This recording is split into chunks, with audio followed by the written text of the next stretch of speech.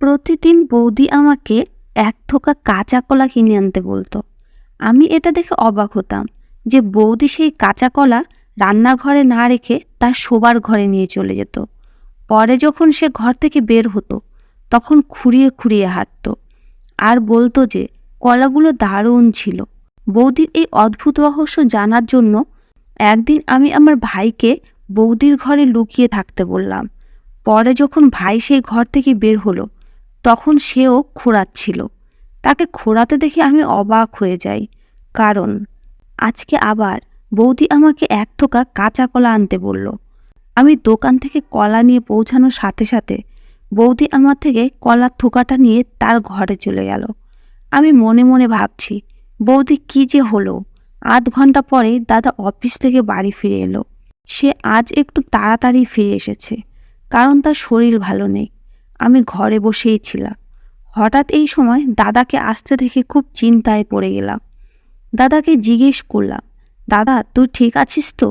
দাদা বলল যে আমি ঠিক আছি, কিছুক্ষণ আরাম করলেই সুস্থ হয়ে যাব।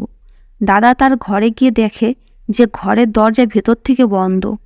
দাদা বাইরে থেকে দরজা ধাক্কা দিল, কিন্তু বৌদির কোনো সাড়া শব্দ পাওয়া গেল না। দাদা আমাকে জিজ্ঞেস করলো যে তোর বৌদি কি হয়েছে, দরজা বন্ধ করে রেখেছে কেন? আমি বললাম বৌদি হয়তো ঘুমিয়ে পড়েছে। দাদা দরজা জোরে জোরে ধাক্কা দিয়ে বলল, বিনা তাড়াতাড়ি দরজা খোলো। কিন্তু বৌদির কোনো সাড়া শব্দ নেই। আমি দাদাকে বললাম, দাদা তুমি আমার ঘরে গিয়ে বসো, আমি বৌদিকে ডাকছি। দাদা চলে যাওয়ার পর আমি দরজা জোরে জোরে ধাক্কা দিয়ে বৌদিকে ডাকলাম, বৌদি দরজাটা খোলো, দাদার শরীর ভালো নেই, দাদা একটু বিশ্রাম নিতে চায়। কিন্তু ভিতর থেকে কোনো সাড়া শব্দ এলো না। ভেতরটা একেবারে নিস্তব্ধ।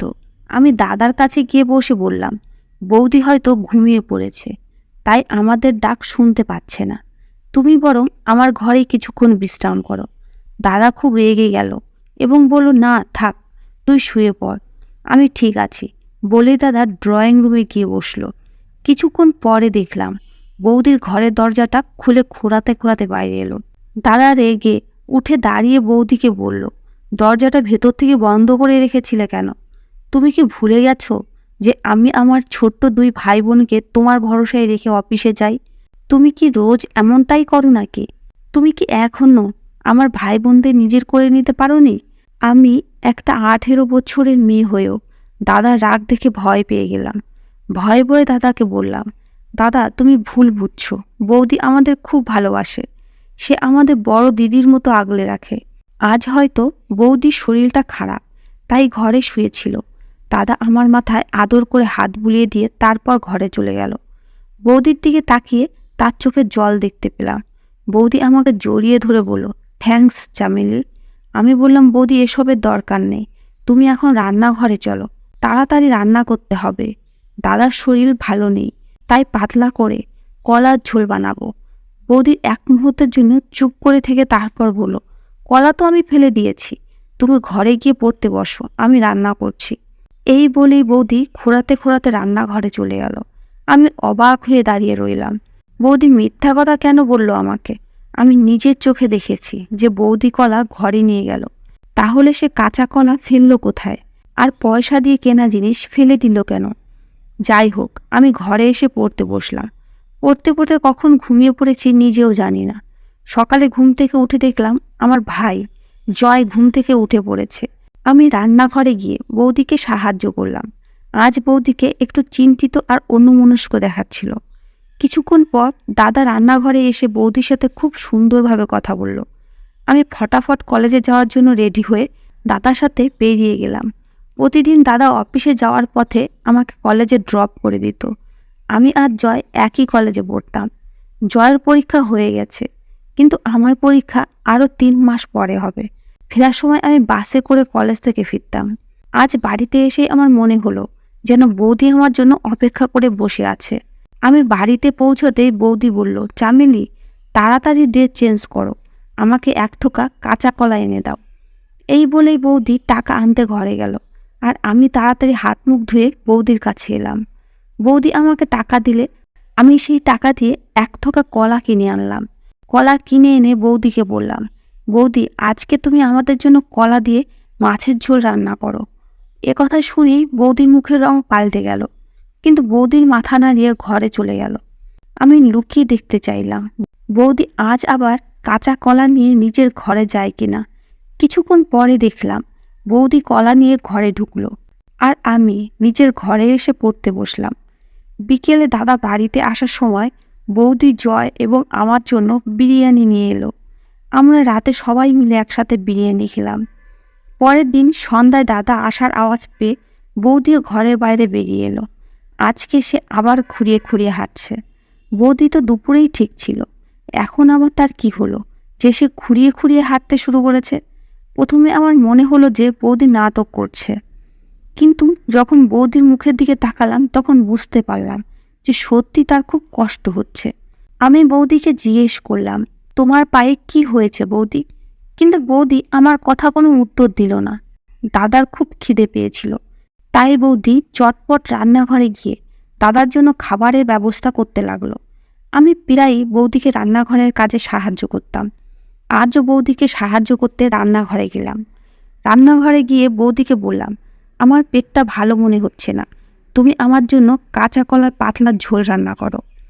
কিন্তু বৌদি বলল, আজ রাতে ডিমের কারি বানিয়েছি, কলাগুলো পোকা ছিল, তাই তো আমি অনেক আগেই ফেলে দিয়েছি। বৌদির কথা শুনে অবাক হয়ে রেগে রান্নাঘর থেকে বেরিয়ে এলাম। ঘরে এসে দেখি জয় তার ফার্স্ট ইয়ারে বই খুলে বসে আছে। আমি তাকে বললাম, পরীক্ষার আগে তো ভুল করেও বই খুলতি না, যখন পড়ার দরকার ছিল তখন তো তুই পড়তিস না, এখন পড়া নাটক করে কি হবে? এই বলে আমি ওর বইটা কেড়ে নিতে গেলে সে বইটা আমার দিক থেকে সরিয়ে নিয়ে বলল, তুই আমার সব ব্যাপারে কেন মাথা গলাস? তুই আমার মা না দিদি, তুই আমার থেকে মাত্র 2 বছরে বড়, তুই আমার সব ব্যাপারে নাক গলাস। এটা আমি মোটেও পছন্দ করি না। আমার প্রতি ওর এরকম ব্যবহার আশা করিনি।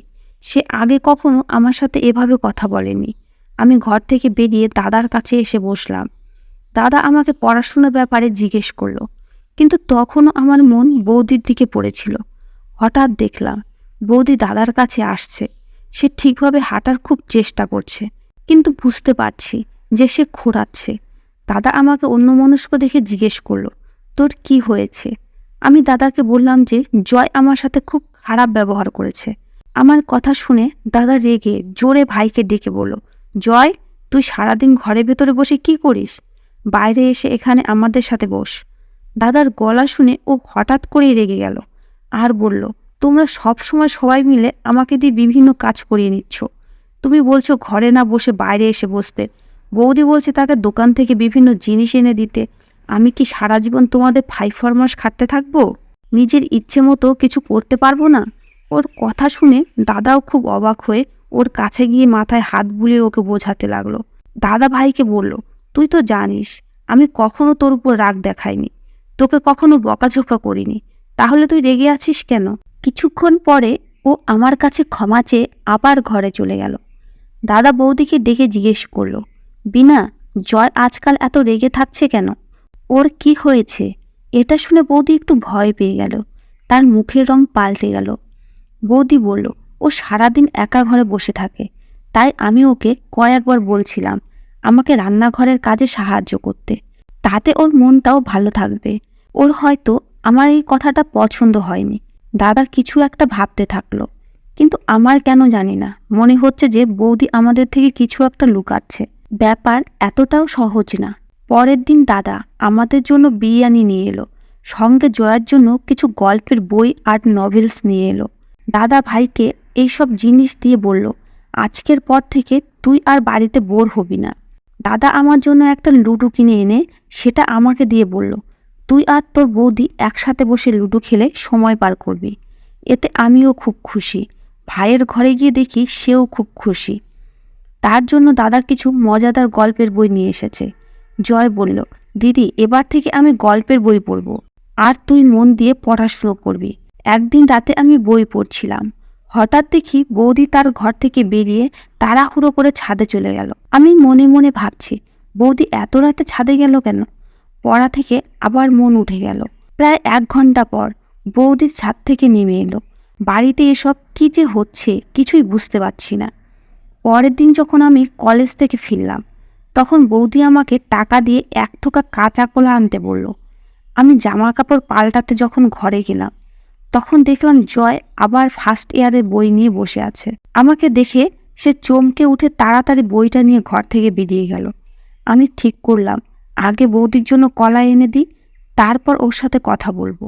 আমি বৌদির জন্য কলা কিনে আনলে বৌদি আমার সাথে কোনো কথা না বলে সেটা নিয়ে চুপচাপ ঘরে চলে গেল। ঘরে ঢুকেই বৌদি ঘরের দরজা ভিতর থেকে বন্ধ করে দিল। আমি জয়ের খোঁজ নেওয়ার জন্য ঘরে গেলে ও আমাকে বলল, দিদি তুই রোজ রোজ বৌদিকে কলা এনে দিস না। আমি ওকে জিজ্ঞেস করলাম সে এরকম কথা কেন বলছে। তখন ও উঠে এসে আমার কানে কানে যা বলল তা শুনে আমি হতভম্ব হয়ে গেলাম।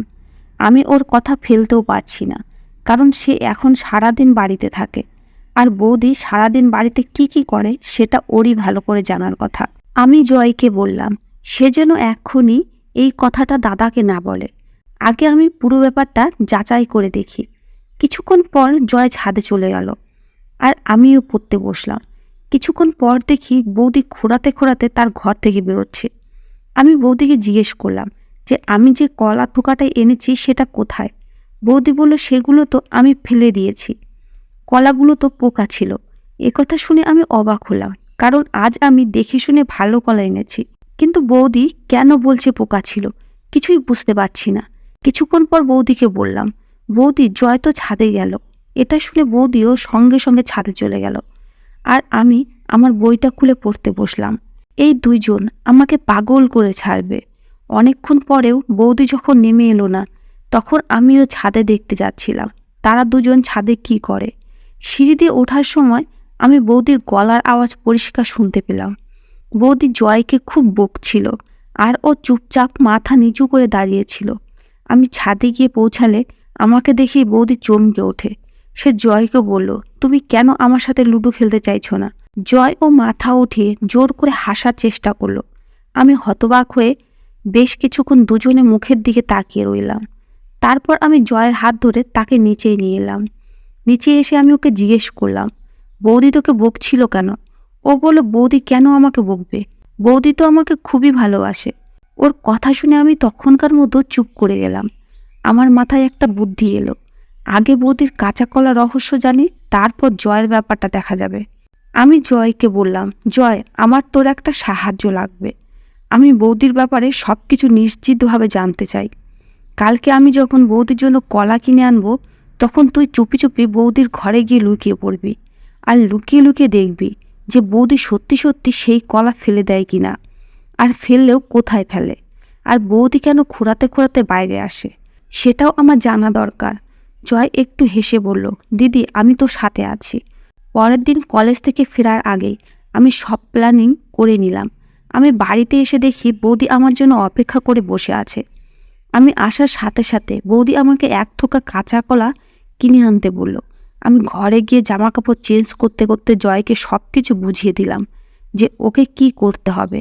আমি ওকে বললাম, আমি যখন কলা এনে বৌদিকে ডাক দেব তখনই তুই তার ঘরের মধ্যে গিয়ে লুকিয়ে পড়বি। আমি বাইরে বেরিয়ে একটু এদিক ওদিক ঘুরে আবার বাড়িতে এসে বাইরে দাঁড়িয়ে বৌদিকে ডেকে বললাম যে বৌদি কলার দাম এখন বেড়ে গেছে, আরও কিছু টাকা লাগবে। বৌদি হেসে বলল, আচ্ছা ঠিক আছে, আমি এক্ষুনি এনে দিচ্ছি। এর মধ্যেই জয় বৌদির ঘরে লুকিয়ে পড়ল। আমি কলা কিনে এনে বৌদিকে দিলাম। বৌদি সঙ্গে সঙ্গে সেটা নিয়ে ঘরে চলে গেল। আমি খুব অস্থির হয়ে বাইরে ঘোরাফেরা করতে লাগলাম। প্রায় 1 ঘন্টা পর বৌদির ঘরের দরজাটা খুলে বৌদি খোঁড়াতে খোঁড়াতে বাইরে বেরিয়ে রান্নাঘরে চলে গেল। বৌদির কিছুক্ষণ পরেই জয় বেরিয়ে এলো। আমি এটা দেখে অবাক হয়ে গেলাম যে ভাইও খোঁড়াচ্ছে। আমি ভাইয়ের হাত ধরে তাকে জিজ্ঞেস করলাম, তুই কি কিছু দেখতে পেলি? ও বলল, আমি তোকে আগেই বলেছিলাম বৌদি লুকিয়ে লুকিয়ে বাড়ি থেকে কোথাও বেরিয়ে যায়। আজকেও আমি সেটাই দেখলাম। তুই তো আগের দিন আমার কথা বিশ্বাস করতে চাইছিলি না। বৌদি যে জানলা দিয়ে বাইরে বের হয় সেই জানলাটা খুব ছোট, সেখান থেকে বেরোতে গিয়ে তার পায়ে চোট লাগে, আর সেই কারণে বৌদি খুঁড়িয়ে খুঁড়িয়ে হাঁটে। আজ আমিও সেই জানলাটা দিয়ে বাইরে বেরিয়ে বৌদির পিছু নিতে চেয়েছিলাম, তাতেই আমার পায়েও চোট লাগে, আর সেই কারণেই আমি আর বৌদির পেছন নিতে পারিনি। আমি জয়কে বললাম, তুই আমাকে মিথ্যা বলছিস না তো? ও বলল, না দিদি তুই আমাকে বিশ্বাস কর, তখন আমি ওকে বললাম, জয়, কথা দে যে তুই এই ব্যাপারে দাদাকে কিছুই বলবি না। জয় বলল, আমি কি পাগল নাকি যে এইসব কথা দাদাকে বলবো? আমি কখনোই চাই না যে দাদার সংসার ভেঙে যাক আর বৌদি এ বাড়ি ছেড়ে চলে যাক। আমি ওকে একটা গল্পের বই দিয়ে বললাম, এই বইটা খুব ভালো, তুই এটা পড়িস। আমি ওর মনটা অন্যদিকে ঘোরাতে চেয়েছিলাম, কিন্তু আমি নিজেই বুঝতে পারছি না যে দাদাকে এই কথাটা বলা উচিত কিনা। এইসব ভাবতে ভাবতেই কখন ঘুমিয়ে পড়লাম জানি না।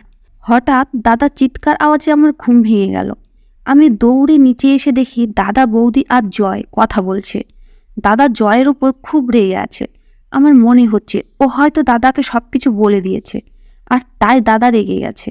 আমাকে দেখে দাদা বলল, চামেলি, আমি তোকে খুব চালাক চতুর মেয়ে ভাবতাম, তুই তো ওকে সামলাতে পারতি। আমি অবাক হয়ে দাদাকে জিজ্ঞেস করলাম, কেন, ও কি করেছে? তখন আমি দাদার চোখে জল দেখতে পেলাম। দাদা বলল, তুই ওকে জিজ্ঞেস কর যে ছাদে ওটা কে ছিল, ও কার সাথে দেখা করতে ছাদে গিয়েছিল। কথা শুনে আমি হতবাক হয়ে গেলাম। বৌদি এগিয়ে এসে বলল, তুমি কোনো প্রমাণ ছাড়া ছেলেটিকে এভাবে দোষ দিতে পারো না। ও বাচ্চা ছেলে, ঠিক শুধরে যাবে, চিন্তা করো না। দাদা রেগে বৌদিকে বলল, আমি তোমাকে বিয়ে করার আগেই বলেছিলাম যে এই দুইজন শুধু আমার ভাই বোন নয়, ওরা আমার কাছে আমার সব কিছু। তোমাকে ওদের দিদি হয়ে উঠতে বলেছিলাম, তুমি ওদের কি শিক্ষা দিয়েছ? আমি জয়ের হাত ধরে ঘরে নিয়ে এসে ওকে জিজ্ঞেস করলাম, এসব কি হচ্ছে? তুই আমাকে সব কথা খুলে বল। জয় আমাকে বলল যে বৌদি চায় না যে আমরা দুজন এই বাড়িতে থাকি, তাই বৌদি ইচ্ছা করে এসব করছে যাতে আমরা দাদার চোখে ছোট হয়ে যাই। ওর কথা শুনে বৌদির উপর আমার খুব রাগ হলো। আমি বললাম, তুই কোনো চিন্তা করিস না, যে লোকের ক্ষতি চায় সে নিজেই নিজের জালে ফেসে যায়। পরের দিন যখন আমি দাদার সাথে কলেজে যাচ্ছিলাম, তখন দেখলাম দাদা খুব চুপচাপ হয়ে বসে আছে। দাদার চোখে মুখে রাগ স্পষ্ট দেখা যাচ্ছিল। আমি দাদাকে বললাম, দাদা, আজকে তুমি অফিস থেকে তাড়াতাড়ি ছুটি নিয়ে আমাকে কলেজে নিতে এসো। আজ একটা সত্যি তোমার সামনে তুলে ধরতে চাই। দাদা কিছু না বলে চলে গেল, কিন্তু আমি নিশ্চিত হলাম যখন দাদা ঠিক সময় আমাকে কলেজ থেকে নিতে এলো। আমি আর দাদা বাড়ির দিকে এলাম। বাড়িতে ঢোকার আগে আমি দাদাকে বললাম, দাদা, তুমি বাইরেই দাঁড়াও, যতক্ষণ না আমি ইশারা করছি ততক্ষণ তুমি বাড়ির ভিতরে ঢুকো না। দাদা বলল, ঠিক আছে। আমি বাড়ির ভেতরে গেলাম, আর বৌদি আমাকে কলা আনার জন্য টাকা দিল। আমি যখন কলা কেনার জন্য বাড়ি থেকে বেরিয়ে এলাম, তখন দাদা আমার কাছে এসে জিজ্ঞেস করলো, ভেতরে কি চলছে? আমি দাদাকে বললাম, তুমি চুপচাপ এখানে দাঁড়িয়ে থাকো, আমি ঠিক সময় মতো তোমাকে ডেকে নেব, তখন সবটা তোমার কাছে জলের মতো পরিষ্কার হয়ে যাবে। আমি কলা কিনে এনে বাড়িতে ঢুকলাম। বৌদি আমার হাত থেকে কলা নিয়ে তার ঘরে চলে গেল। আমি এই সুযোগেরই অপেক্ষায় ছিলাম। আমি সঙ্গে সঙ্গে বাইরে গিয়ে দাদাকে ডেকে আনলাম। এরপর দাদাকে বললাম, দাদা, তুমি তোমার ঘরের দরজাটা খোলো। দাদার কাছে একটা এক্সট্রা চাবি ছিল, সেটা দিয়ে দাদা ঘরের দরজাটা খুলল। দরজা খুলে ভেতরে গিয়ে দেখা যায় বৌদি ঘরের ভেতরে নেই, আর ঘরের ছোট্ট জানলাটা খোলা। আমি আর দাদার জানলার কাছে এসে দেখি বৌদি তাড়াতাড়ি হেঁটে কোথাও একটা যাচ্ছে। দাদা ওই জানলাটা দিয়ে বেরিয়ে গেল। আমি আর ভাইও অনেক কষ্টে সেই জানলাটা দিয়ে বাইরে বেরিয়ে আসি। আমরা তিনজনেই বৌদির পিছু নিলাম। বৌদির পেছনে পেছনে যেতে যেতে আমরা একটা ফাঁকা জায়গায় এসে পড়ি। সেখানে একজন নামকরা সাধু বাবা থাকতেন। জোরে জোরে হাঁটতে হাঁটতে হঠাৎ বৌদি পিছনে ফিরে আমাদের তিনজনকে দেখে থমকে দাঁড়ালো। আমাদের দেখে বৌদি হতভম্ব হয়ে গেল। দাদা এগিয়ে গিয়ে বৌদির হাত ধরে তাকে বাড়ি ফিরিয়ে নিয়ে এলো। দাদার রাগ দেখে আমরা সবাই ভয় পেয়ে গেলাম। বাড়ি এসে দাদা বৌদিকে বলে, আজ আমি নিজের চোখে সবটাই দেখেছি, তাই আমাকে মিথ্যা বলে কোনো লাভ হবে না। তাই আমাকে সত্যি কথা বলো, এসব কি চলছে? বৌদি বলল, ভগবান জানে আমি তোমার এই ভাই বোনকে নিজের ভাই বোনের মতোই ভালোবাসি, কিন্তু তুমি ওদের জন্য আমাকে সন্দেহ করছো। মাঝে মাঝে ওদের জন্য আমাকে দু চার কথা শুনিয়েও দিতে। এসব দেখে আমার মনে হচ্ছিল যে তুমি হয়তো আমাকে ভালোবাসো না। আমার মনে হচ্ছিল তুমি হয়তো অন্য কাউকে ভালোবাসো, আর আমাকে খুব শিগগিরই ডিভোর্স দিয়ে দেবে। তাই এই বিষয়টা নিয়ে আমার দিদির সাথে কথা বলি। দিদি আমাকে এই সাধু বাবার কথা বলে। সাধু বাবা নাকি তন্ত্রমন্ত্রের দ্বারা স্বামীকে বশ করার ব্যবস্থা করিয়ে দেন। তাই আমি তোমাদের থেকে লুকিয়ে রোজ সাধু বাবার কাছে আসতাম। সাধু বাবা আমাকে বলেছিলেন যে টানা 2 মাস এক থোকা কলা এনে তার উপর তার মন্ত্র প্রয়োগ করে তারপর সেই কলা নদীর জলে ফেলে দিতে হবে। তাহলে আমি ফল পাবো। আমি 1.5 মাস ধরে এই কাজটা করছি। তুমি আর চামেলি বেরিয়ে যাওয়ার পর আমি কলা নিয়ে সাধু বাবার কাছে আসতাম। তাই আমি জয়ের উপর নজর রাখতে পারিনি। ও আমাদের পাড়ায় ডেঞ্জারাস মেয়ে টুম্পার প্রেমে পড়ে। ওরা লুকিয়ে লুকিয়ে দেখা করত আর একে অপরকে চিঠি পাঠাতো। আমার আগেই সন্দেহ হয়েছিল, তাই আমি রাতের বেলা ছাদে গিয়েছিলাম। ছাদে গিয়ে আমি দেখি জয় বইয়ের মধ্যে রেখে টুম্পার চিঠি পড়ছে। সেই চিঠিতে টুম্পা তার গভীর ভালোবাসা প্রকাশ করেছিল। আমি জয়কে সাবধান করেছিলাম যে তুমি যদি এসব বন্ধ না করো তবে আমি তোমার দাদাকে সব কিছু বলে দেব। তাই সময় থাকতে থাকতে শুধরে যাও। কিন্তু জয় আমাকে নিজেকে শত্রু ভেবে বসে। আমি ভেবেছিলাম যে 2 মাস পর যখন আমার ব্রত শেষ হয়ে যাবে তখন আমি জয়ের উপর ভালো করে নজর রাখব। কিন্তু সেটা শেষ হওয়ার আগে তুমি সব জেনে গেলে। আমি জয়কে ঠিকমতো খেয়াল রাখতে পারিনি। তার জন্য আমি তোমার কাছে ক্ষমা চাইছি। আমি ওর দিকে তাকালে সে লজ্জায় মাথা নিচু করে দাঁড়িয়ে রইল। দাদা জয়ের মাথায় হাত বুলিয়ে বলল, টুম্পা যদি ভালো মেয়ে হতো তাহলে আমি নিজে দাঁড়িয়ে থেকে তোর সাথে ওর বিয়ে দিতাম। কিন্তু টুম্পা খুব খারাপ মেয়ে। কত ছেলে জীবন যে সে নষ্ট করেছে তার ঠিক নেই। জয় মাথা নিচু করে দাদার কাছে ক্ষমা চেয়ে বলল যে আমি বাড়িতে খুব একা বোধ করতাম, তাই আমি ভুল রাস্তায় পা দিয়ে ফেলেছি। না হলে টুম্পার প্রতি আমার তেমন একটা ফিলিংস নেই। এটা শুনে দাদা নিশ্চিত হয়ে আমাদের দুজনকে ঘরে পাঠিয়ে দিল। এরপর থেকে দাদা বৌদির খুব খেয়াল রাখত আর আমাদের সামনে কখনোই বৌদিকে বকতো না। আমিও দাদাকে বললাম যে দাদা তুমি বৌদিকে কিছু বলো না, বৌদি আমাদের কাছে আমাদের বড় দিদির মতো। একথা শুনে বৌদি আমাকে বুকে জড়িয়ে ধরল। এখন আমাদের বাড়িতে আবার সুখ আর শান্তিতে ভরে উঠেছে। ধন্যবাদ বন্ধুরা।